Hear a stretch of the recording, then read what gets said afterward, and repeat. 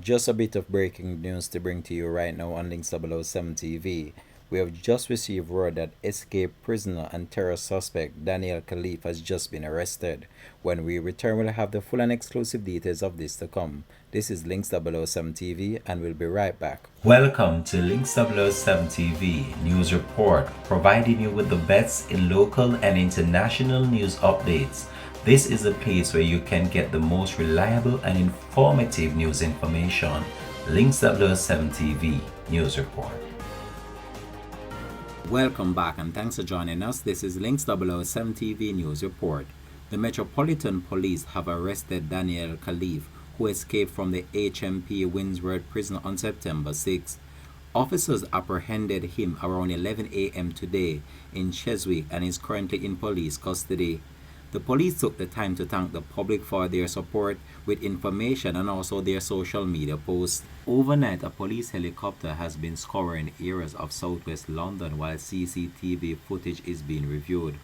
Police have urged Mr. Khafie to give himself up, saying they were closing in on him. This comes after a close relative of Mr. Khafie told him to hand himself into authorities, describing him as a very intelligent, easygoing and kind boy who has changed in recent years. Mr. Khafie is accused of trying to spy for an enemy state, understood to be Iran, and also plotting a fake bomb hoax. He is thought to have strapped himself to the underneath side of a food lorry to make good his escape from the London prison on Wednesday. The truck had stopped near the south entrance to the Wandsworth roundabout at the top of Trinity Hill when a member of the public reported seeing Mr. Khafie crawling from beneath it.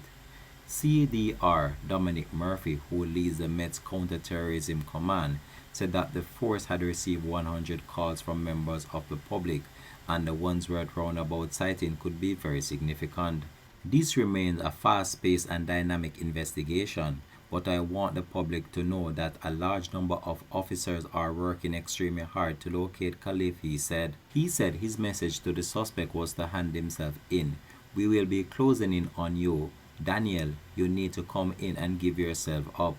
CDR Murphy added that the efforts were being focused on London but could also look at other parts of the UK as the investigation develops. Mr. Khafie, who is a British and has Lebanese heritage on his father's side, grew up in southwest London and joined the army after leaving school. A former army colleague has told reporters of his shock at the prison escape.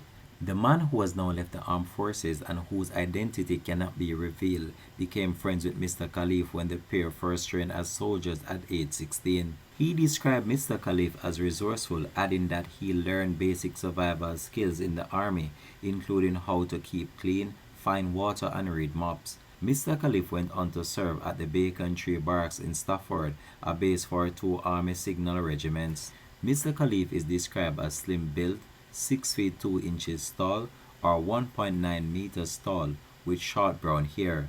The police say that there is no reason to believe that he poses a threat to the public, but have urged people not to approach him and instead call 999. Detectives believe that he was still wearing his prison-issued cook's uniform when he slipped out of the Category B jail on Wednesday. Some 150 Met counter-terrorism officers have been deployed in the search since Khafie was declared missing.